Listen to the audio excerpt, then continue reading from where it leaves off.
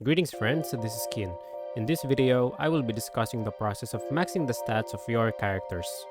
This is basically the outline of how it is going to go. I highly recommend capturing 10 of every fiend before you get started here so you won't feel the need to leave Monster Arena in the near future. This will also unlock the fiends that you will need to farm spheres from. If you plan on completely overhauling the sphere grid, then these are the number of each type of spheres that you will need to attain maximum stat. Note that for agility, you can settle with 170 since having 255 will only affect the first turn of your characters during the battle.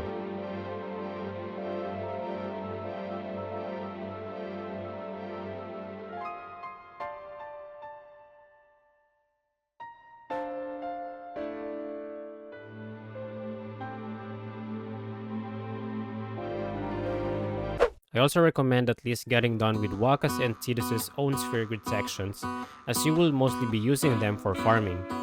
Even better if they have been able to grab some strength spheres from Auron's section.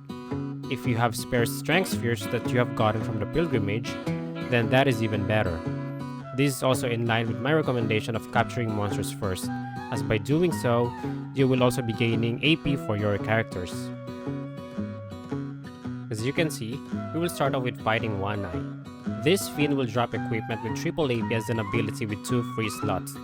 These 2 free slots will be customized with overdrive to AP and triple overdrive, or double overdrive. These weapons will primarily be used for AP farming with Tonberry. For starters, try to at least get 3 of them for the 3 characters you plan on using mainly. Farming One Eye is the equivalent of hitting 2 birds with 1 stone, as it will be dropping 2 magic defense spheres every time you overkill it. If Waka is strong enough, you should be able to defeat this fiend with a single use of attack reels. Your setup should have Auron and Waka equipped with their celestial weapons, and have their overdrive mode set to Victor.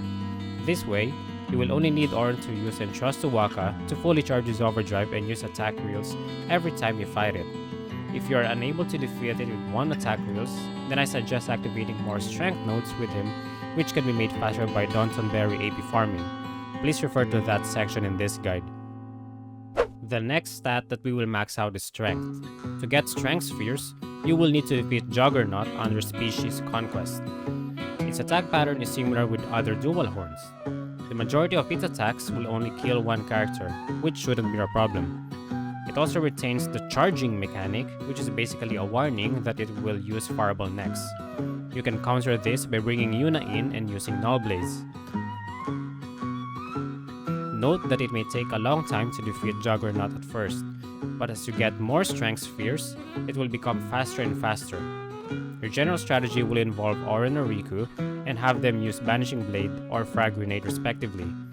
These 2 are able to inflict armor break at 100% chance as long as the enemy is not immune to it. Once Juggernaut's defense is down, have Waka unleash attack reels. If not dead yet, then keep on attacking it until it goes down.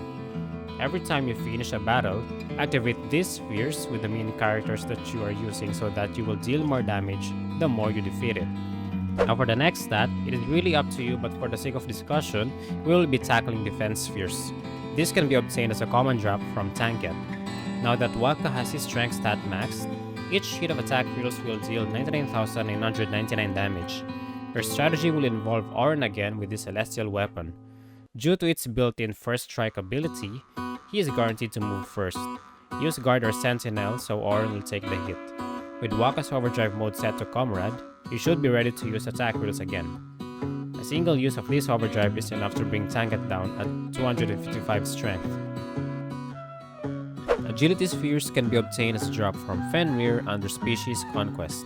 Your main strategy here will involve Auron, Waka, and a 3rd character with a higher agility stat than Waka that also knows Entrust. Have all of their overdrive mode set to Victor, and celestial weapons equipped. Fenrir has a high agility stat, but thanks to the first strike ability of Auron's Masamune, he will move first. Use this opportunity to use Sentinel to misdirect its Fangs of Chaos attack to Auron. This will leave Auron confused, but will provide free turn for the other 2 characters. The character with higher agility stat will use Entrust to Waka to completely fill his gauge. Use attack rails when Waka gets a turn to defeat Fenrir. Due to the Victor overdrive mode plus triple overdrive from the weapons, their overdrive gauges will be already filled halfway through. Repeat the same strategy the next time you battle Fenrir. Fenrir has a chance of dropping an armor with death-proof ability. I suggest keeping one for Tidus and Waka, as it will be useful for grinding Fortune Spheres later on.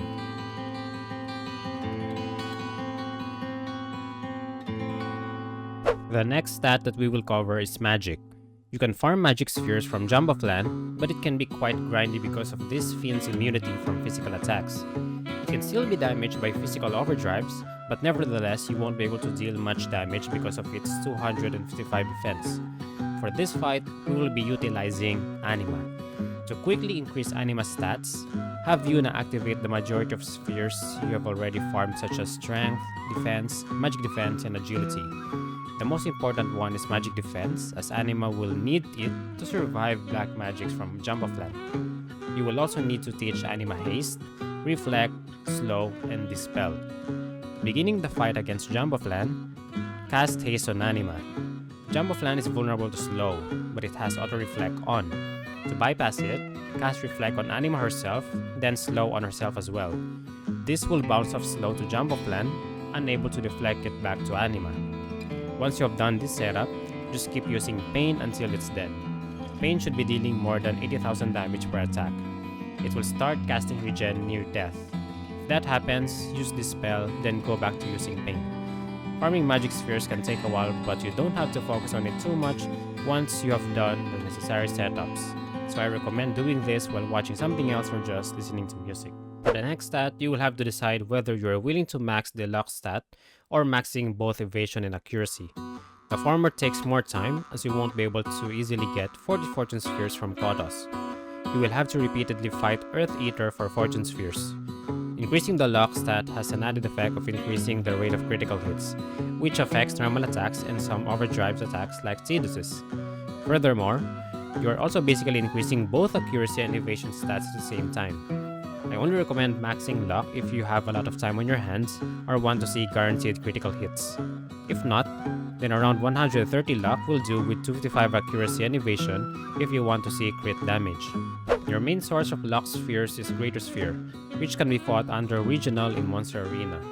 For efficient farming, have Waron, Tidus, and Waka's overdrive mode set to Comrade while having their celestial weapons equipped. Greater Sphere will counter with Hydraulic Press, which deals a fractional damage to the active party whenever hit with an overdrive. This attack will tremendously charge your party's overdrive gauge, and since it is hitting everyone, Comrade will greatly benefit from it. At max strength for both Tidus and Waka, you can bring it down with 1 attack reels and 1 slice and dice. Do not attempt to attack it normally, as it will counter with Flare or Ultima. Not to mention, this method is inefficient because of the magic animation that will be played. Ornn will be there to use Entrust in case Waka or Tidus doesn't have their overdrive gauges at full during the first set of turns. To activate lock nodes, Fortune Spheres are required. This can be obtained as a common drop from Earth Eater. One of the fastest ways you can kill Earth Eater is by having Waka battle it alone. Have Waka's overdrive mode set to Loner. With this celestial weapon equipped, he will be able to charge his overdrive within 3 turns. Earth Eater can be taken down with 2 normal attacks and 2 uses of attack reels. When the battle begins, have the other 2 party members run away. If Waka gets a turn before they run away, use Quick Hit or a normal attack with them. Earth Eater will counter with Megaton Punch, which will randomly target one of your active party members. For Waka to survive the hit, make sure that he has an armor with Deathproof equipped and he has his defense stat at 255. Be sure to also have his magic defense at max, since when Earth Eater is down, it will counter with Flare. If you would rather max accuracy and evasion, then the source of accuracy spheres and evasion spheres are Hornet and Ptyrix respectively. Since at this point you already have your agility maxed out, you can also apply the loner strategy with Waka or Tidus against Hornet.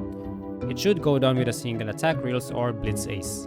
As for Ptyrix, there wouldn't be any need to use overdrives to quickly kill it, as it only has 100,000 HP. It will go down with 2 normal attacks with the character's strengths maxed out.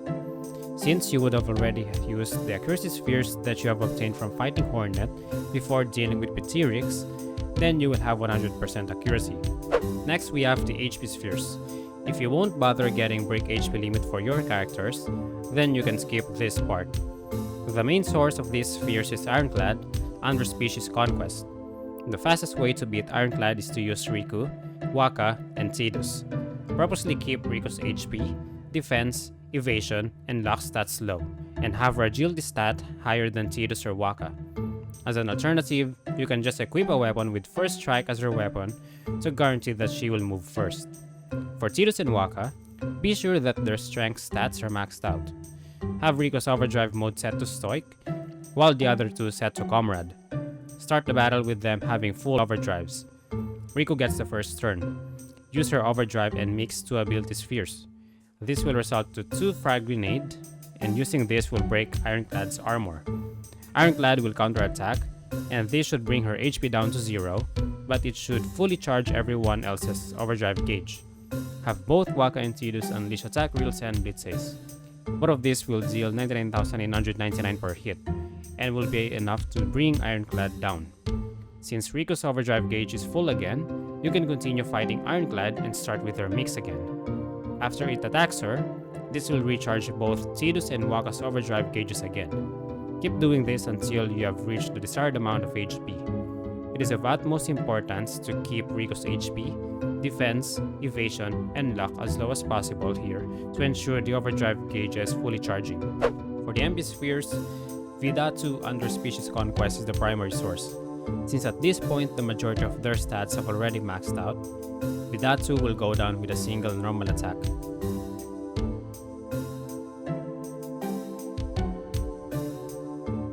As you grind your characters, you will eventually run out of power, magic, speed, and ability spheres. You can obtain 40 of one of these when you overkill Kotos under Area Conquest. When you battle it, use the corresponding skill on what item you need. Extract power for power spheres, extract magic for magic spheres, extract speed for speed spheres, and extract ability for ability spheres. Kotos can easily be defeated with attack reels or slice and dice with max strength. Stat maxing will require a lot of AP grinding. For this one, we will be using the Tonberry method. But before we tackle how the actual battle will go, let's discuss the weapons we will need. At this point, you should have already gotten some triple AP with 2 blank slots weapons from Fighting One Eye. You will be customizing triple overdrive and AP to overdrive in these weapons. The former can be customized by unlocking 30 winning formula.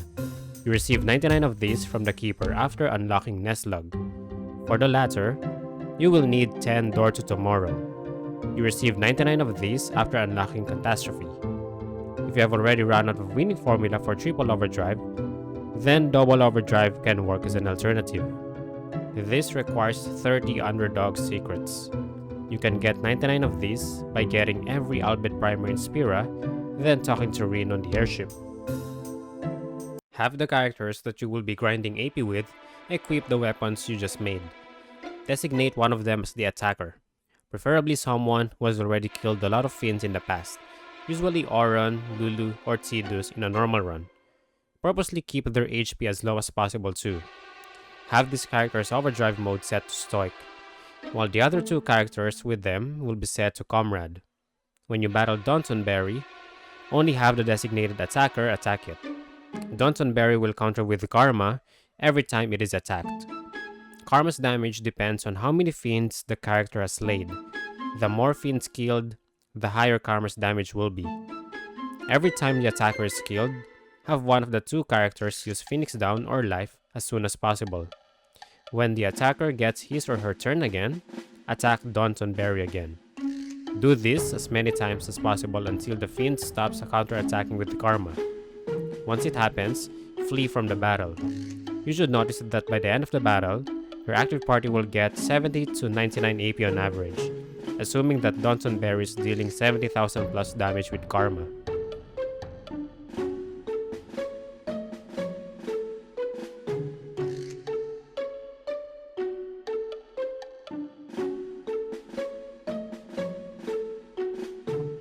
If this video helped you and you're looking for more FFN guides, hit that subscribe button.